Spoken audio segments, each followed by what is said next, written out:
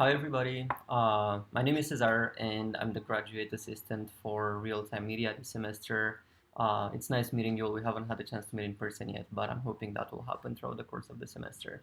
I'm a second year ITP student and yeah, I'm excited to be working with you all. In today's tutorial, we're going to be talking about using OpenGL in MaxMSP and pretty much everything that we've been doing so far in terms of the video side of things, in terms of JIT, has been happening on the CPU.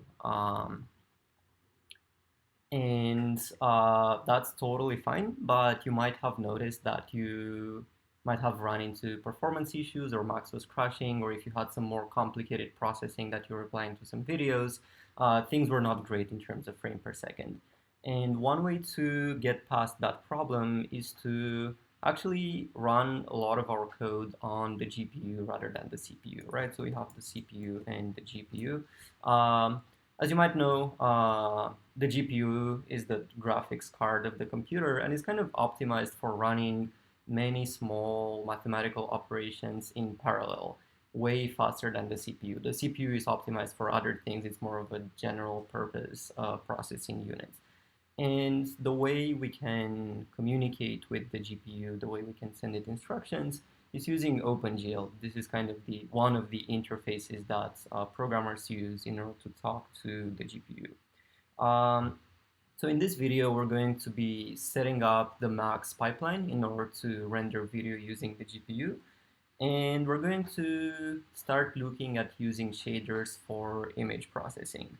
And you might be wondering what is a shader. We're going to get to that in the second half of this video. All right, so let's get started. As the first example, I'm just going to show really quickly how we've been doing things until now. I'm just going to do like a very simple jit.grab and show my webcam feed onto the screen. So jit.grab and open message in here, set up a queue metro, 430 frames per second, link it to jit.grab, set up a toggle, and then set up a jit.p window to make sure that we're getting output from our jit.grab. All right, so when I lock the patch and turn on the queue metro, we should be seeing my image once I hit open, right? So this should be familiar so far, and in this example, all of the processing is happening on the CPU. I kind of stopped when saying processing because there's not much processing that's actually being done, but there we go. So I'm going to delete this now, and we're going to recreate this using OpenGL and the GPU code that I was mentioning.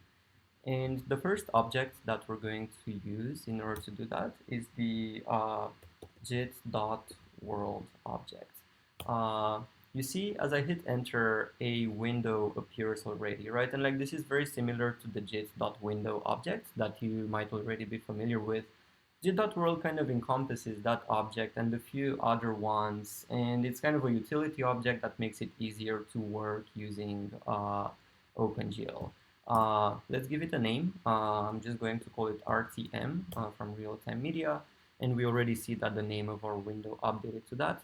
I'm going to give it an attribute of floating 1, and this is in order for the window to kind of stay on top of the max window. It's just for convenience. I'm going to resize it. And I am also going to specify an FPS property, and I'm going to tell it 60. One of the things that is different in using jit.world from jit.window and from the way we've been doing things before is the fact that we don't need to set up the queue metro ourselves anymore. Jit.world kind of has an internal timer that deals with that, and that's why it's taking the frames per second property. We can control it from here. Because it has an internal timer, it also sends a bang at every frame through its second outlet. So I'm going to set up an object that sends a bang every time we get one from the jit.world. I'm also going to set up a toggle to enable the jit.world. And if we lock our patch and turn it on, you should see the window turning right here, right? We're not doing anything with it quite yet. All right, so let's make sure we're getting bangs from the drawing. So in order to do that, we can do receive object. So we can say receive draw, and just set up a bang here for debug. And we see our bang flickering, which means that we're getting data, which is great. If you haven't seen this send receive syntax until now, it's the same as having a chord that goes from here to the bang, right? Like this chord is equivalent to send draw, which goes into receive draw, which goes in here. It's just a simple way of sending messages without getting our patches messy with chords. All right, great. So let's set up our jit.grab again and draw the webcam image onto the screen using this jit.world object. So I'm just going to do jit.grab. This is business as usual. The open message, and we're going to attach it. We need to send it a bang. Let's, for debug purposes at first, set up a jit.p window just to make sure that our bangs are working properly. So if I hit open, we should be seeing the image. That looks good. And now I'm going to remove the P window, and we want to send the output of the grab onto the screen here. However, as we were mentioning, jit.grab works on the CPU, and as you might have seen in previous tutorials, it outputs a matrix.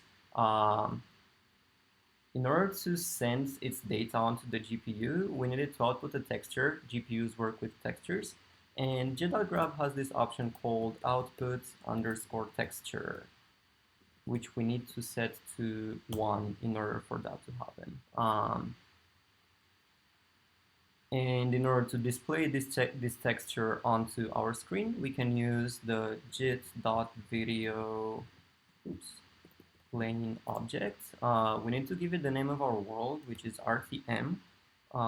And that might be enough for now. It's jit.gl.video plain. Right, so you already see a black square appearing inside of our window. The edges are still gray. If we connect the output, the texture output of our jit.grab to the video plane and hit open again, we should see the image in here. You see that the aspect ratio is a little bit messy. Let me see. We can adjust it by using the transform reset attribute with the second mode. This one, there's a few different modes for transform reset. Feel free to explore them. Number 2, I think, just fills the window with the contents of the texture that is being given, right? So whenever we resize the window, it's going to be the texture is fully stretched to match the size of this window. All right, so we have video coming through that's being processed on the GPU. Let's do some stuff with it. Let's, for example, try applying a simple brightness adjustment to it. The way we normally do this with jitter is by using the jit.brucosa objects, right? So normally we would just kind of insert this in between our jit.grab and our jit.window. We would give it a brightness message and set up a parameter for the brightness. And let's change our brightness. However, we see that it's not working. And this is one of the big caveats with using the OpenGL rendering. is the fact that the regular JIT objects that we've been using so far do not work as expected. If we look into the Max console, um, we see lots of error messages saying jit.brocosa doesn't understand jit_gl_texture.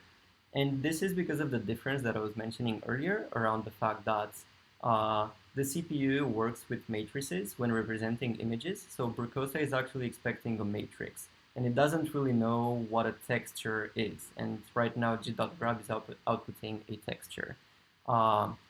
One thing we could do is bring our texture back onto the CPU by creating a matrix out of it. And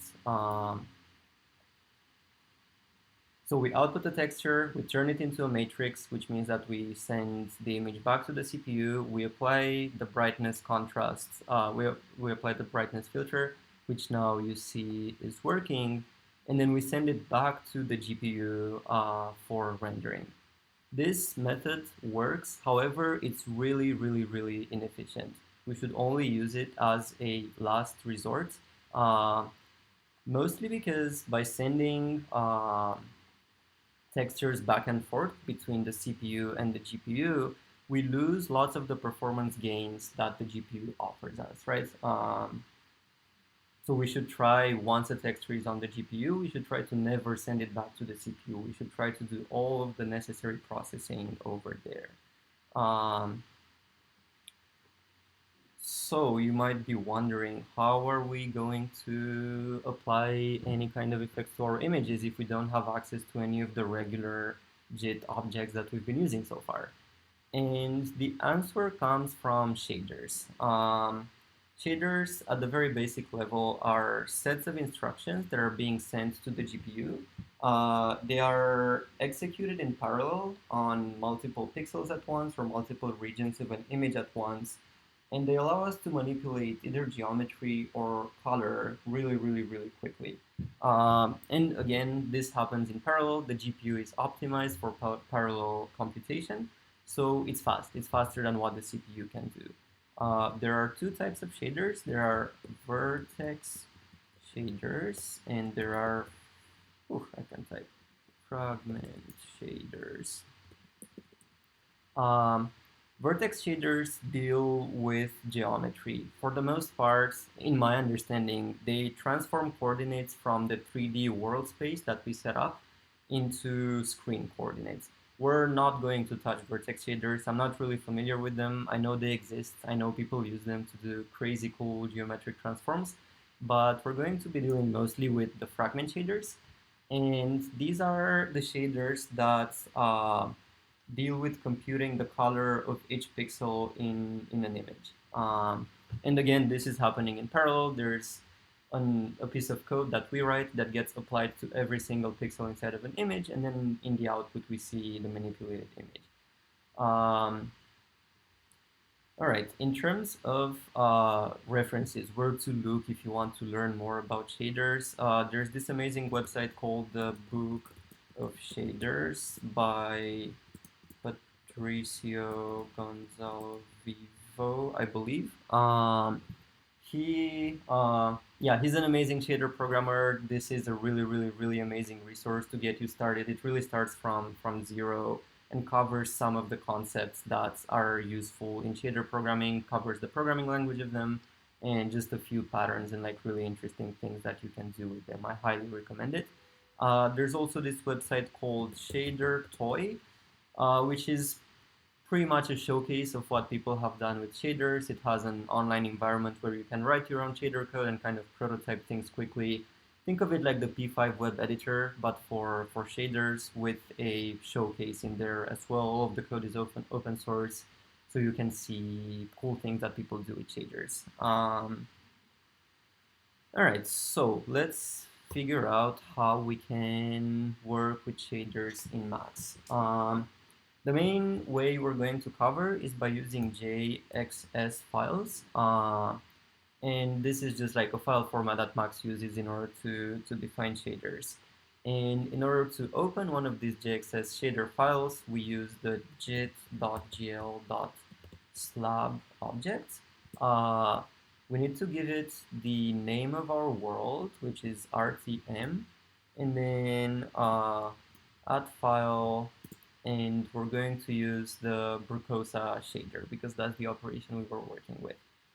So that's going to be cc.brucosa.jxs, and I'm going to cover where I got this name from in a moment. All right, so if we hit command and double click on this object, you will see a text editor appearing with a text file. This is the Brucosa shader that comes with Max. I'm going to zoom in a little bit. Oh, it looks like I can zoom in. I'm just gonna make the window bigger. It looks like it's written in this XML-like language. It's kind of similar to HTML, right, where we have all of these tags with properties for each one of the tags. And then if we scroll down a little bit, we have some code that might look like C or C++. What's important to keep in mind here is the fact that we have a description which I think appears just in the Max UI for what this particular shader is doing. And then we have all of these param tags which actually specify the parameters that can be tweaked inside of this shader. And since it's a brightness, contrast, saturation shader, we find these properties, contrast, brightness, saturation, as well as alpha, AVG luma, and an image. And yeah, I mean, those are pretty much all of the parameters that we can change. As we scroll down, we can see at the very top, we have the Vertex Shader. But as I was saying, we're not going to be dealing much with Vertex Shaders. And this is the Fragment Shader. This function, this void main, is a piece of code that gets executed independently for each one of the pixels. And as you see, it's applying some functions to the intensity, saturation, to all of the parameters that it's receiving in order to increase or decrease the brightness or the contrast or the saturation of each one of the pixels. We're not going to cover how to write shaders in this class, but hopefully we're going to get to a point where you're comfortable reading them and comfortable kind of taking shaders from the Max MSP online communities or from Shader Toy or other places, and kind of adapting them to do the things that you need them to do. All right, so let's close this file and apply the shader to our image. I'm going to remove this comment and move this object in between jit.grab and sending it to the video plane. And the way to apply, the way to change parameters for our shader is very similar to how we do it with Brucosa. So we're going to have a message, brightness, and then $1. The only thing that's particular to shaders is that we need to prepend the message with the param word, right? And then, we can just set up a float that goes into our actual brightness, and our message goes into the jit.gl.slab object. So let's see if that did anything. I'm going to lock my patch and adjust the brightness. So yeah, as we see, this is doing exactly the same thing as Brucosa, except that it's happening on the GPU instead of the CPU, which as the patches get more complex is going to bring us good performance gains. Just for the sake of the exercise, let's do the contrast as well. So let's say param contrast $1, and I'm going to move this out of the way. And let's set up a float to control our contrast. Plug it in, lock the patch, and as you see, the contrast changes exactly in the same way as Brucosa. All right, so that's it for how to use the shader. If you go into the help section of Max, if you go to examples, let's see, jitter examples, render, and slab helpers, you'll see that there's a few JXS, a few files that have JXS in their name right here, like brightness or color map or contrast. or saturation or the JIT slide that we might have used until now. There's a few things. If we open some of them, they kind of come as a max patch that's applying that shader. We can do the same trick of double clicking on the jit.gl.slab object, and we get access to the shader file, and in here we can see Fragment Shader for modifying image brightness by interpolation and extrapolation. Some of them might have comments, some of them might not. But yeah, play with some of these examples, see if you can find anything interesting in there. And again, you can look for shaders online for max shaders, and I'm sure you'll be able to find some that address your needs. Let's see, did I have anything else? Yeah, I think that's it. Thanks for bearing with me.